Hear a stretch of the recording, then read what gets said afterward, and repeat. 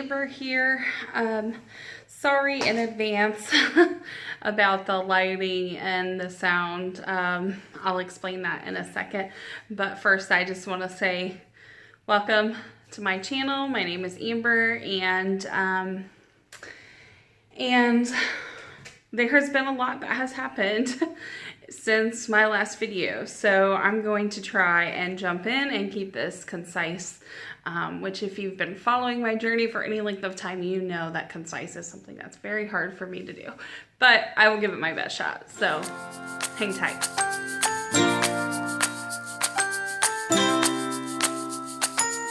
So it's been about 2 weeks since my last video. And in the last video, I was kind of touching base about my follow-up appointment or phone conversation with Dr. Corley of CNY after my canceled retrieval. If you haven't seen that video, probably go back and watch the last two just to be fully aware of what happened. Because I'm not going to recap that here. But so part of what he had said in that phone call was that he was kind of recommending a natural cycle to monitor my estrogen without any medications and just kind of see what it does. About a week or so after that phone call with him, I received an alert from my pharmacy saying that they had a prescription for me. So I checked my portal, and there was some kind of confusion, so I ended up calling the clinic, and lo and behold, they actually had in my file, Dr. Corley had said that we could either do the natural unmedicated cycle, or we could possibly in the future try a higher dosage and see if that makes a difference of the higher dosage of the Gonal-F. So after kind of going back and forth with some of the nurses at the clinic, talking to my husband about it, we just decided that we did not want to do the unmedicated cycle. We wanted to jump right into another medicated retrieval cycle, but try the higher dosage and see if that worked, because time is just of the essence. You know, if you've been in this game for any length of time, you know that it's just, you know, like time is money or whatever. And yes, especially with this, that's true. But it's just, you know, infertility, you know, it's just very time sensitive, childbearing, whatever it is. So we had been waiting long enough, and I just didn't want to do that if I thought there was a way around it. So then let's see, on the 24th, I believe it was, of June, so my retrieval was supposed to be the 14th, but then when it was canceled, you know, obviously that didn't happen. So then on the 24th, I started having some spotting and expected that my period would arrive within a day or so, and it didn't. On the third day of spotting, I was kind of confused because I have never taken any kind of fertility drugs of that nature before, and I wasn't sure how that was going to impact my cycle, and the last thing I wanted was to miss what was actually my period and then have to wait another month. Anyways, so I called the clinic. They ordered blood work and ultrasounds, and sure enough, it was confirmed that that was, in fact, my cycle. So that's just a tip that I would give you guys if you're new to all of this, is that just always check. Always ask questions, especially if there's something that's not typical for you, because you don't want to like shoot yourself in the foot, so to speak. So I was very glad that we did pursue that. So starting January 24th, that became cycle 2. We started our medications, I believe it was on the 27th or 28th. And I was very happy that my my estrogen levels were much better than they were the first time. They still weren't as high as what I'd been reading that they should be, but they were much better. So that was good. Let's see. So last week we had our monitoring appointments, and on Friday we were waiting and waiting. Oh my gosh, we were waiting so long. There was such a huge ordeal getting the results from my blood work and ultrasound to CNY. Usually it goes pretty smooth.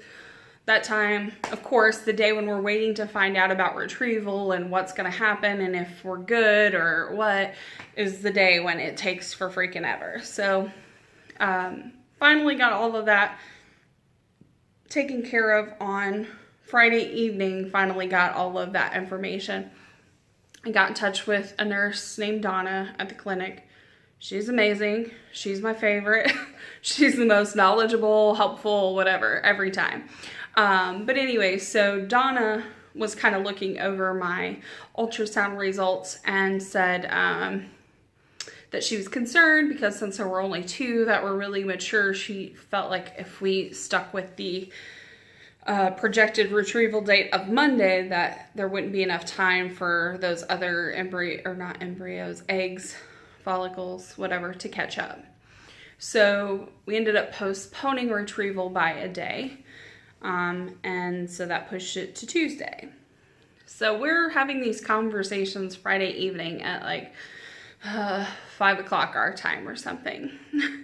And that night, once we found out that we were for sure going to be retrieving on Tuesday, my husband set to work looking at pricing for flights to New York, and we were looking at rental cars and all of this stuff, and ultimately ended up finding a flight to New York that was inexpensive enough that we made it happen. So we flew out to New York on Saturday morning, bright and early, super early, and spent Saturday, Sunday, Monday, and Tuesday in New York, with Tuesday being retrieval day.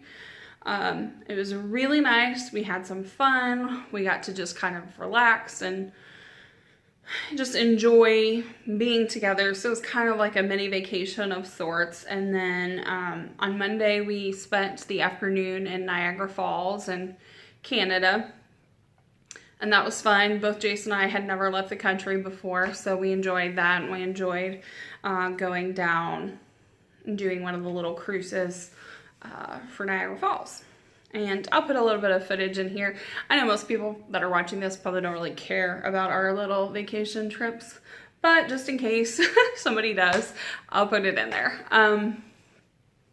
The retrieval went well. I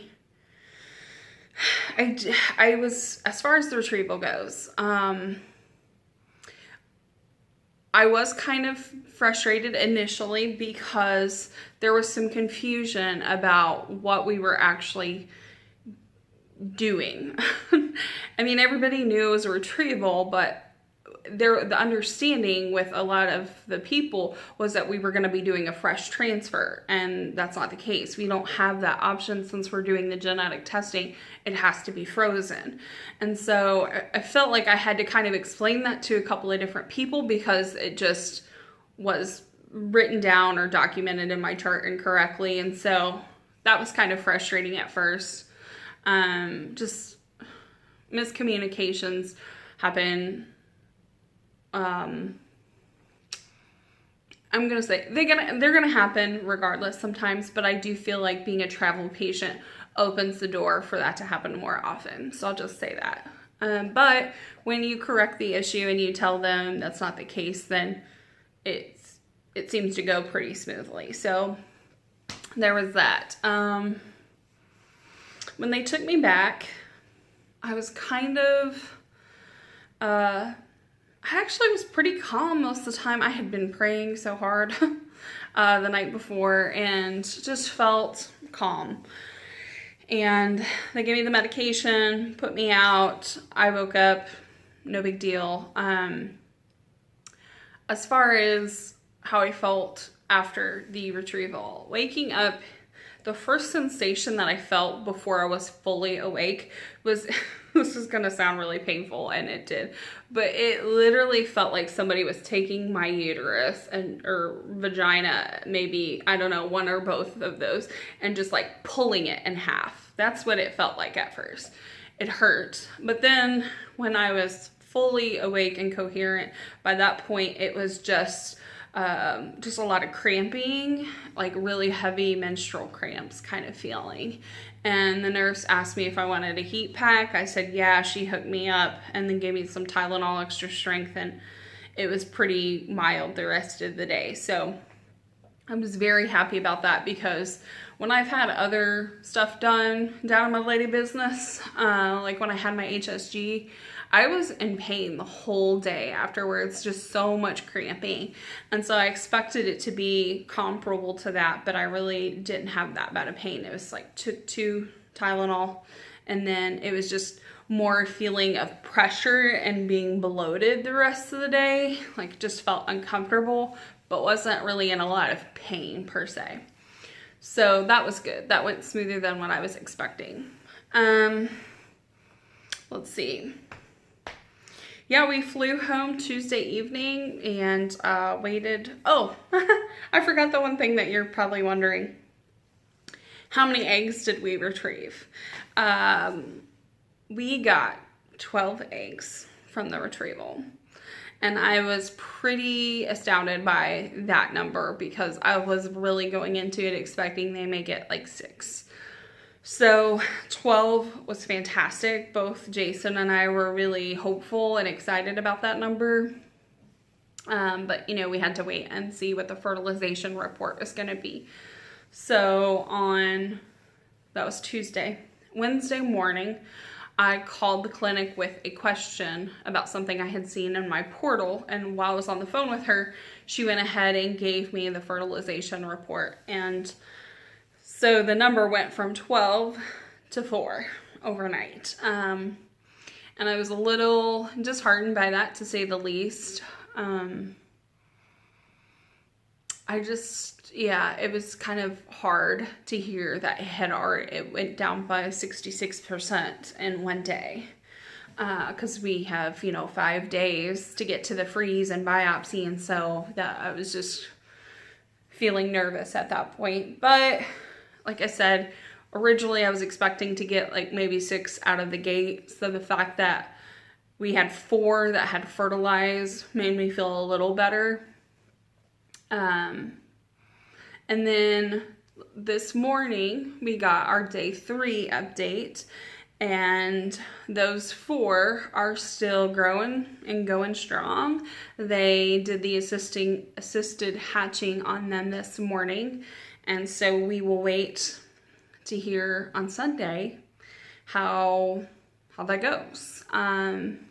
Sunday is kind of a big day because that's day 5. So assuming everything is progressing, the embryos that are left will be biopsied and sent off for the genetic testing and then frozen. So 2 days that I have to wait. But I'm hopeful. I am excited. This is the closest that we've ever been to being parents. I told Jason, it's kind of crazy to think about that we have babies growing in a lab somewhere. I mean, it's really kind of crazy if you try and wrap your brain around it, but it's cool. In other news, we closed on our old house on May 28th and closed on our current house, which is what you see behind me is just an empty wall of one of the rooms in our house. We closed on this house June 17th and have been working on remodeling just a little bit so far. The IVF kind of obviously threw a little bit of a curveball in that it slowed down some of the progress we were working on with the house. But life is going well for the most part, and we're just kind of taking it one day at a time as much as we can. And I really hope that I have good news for you guys. when I shoot the next video. In the meantime, I hope that everybody has a great day. Thanks for following our journey. And also, you should be following me on Instagram. If you're following me on here, or even if you don't subscribe, but you just kind of pop in and check out a video from time to time, you should probably follow me on Instagram, because I post there like pretty consistently, and you'll get the updates first if you're on Instagram. So I even share to Instagram before I do Facebook. So there's that. But that information I'll put in the description below. Again, thanks for following my journey, and I hope everybody just has a fantastic weekend. All right, bye guys. Jason, he's camera shy. He doesn't want to talk to the camera. Say hi. Bye.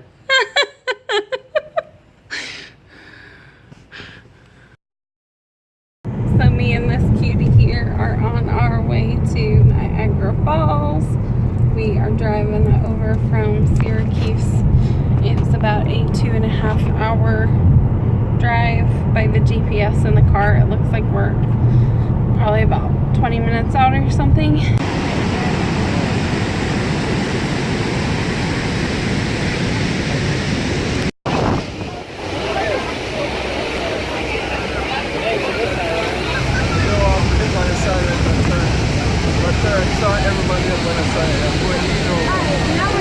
Jason, look at me.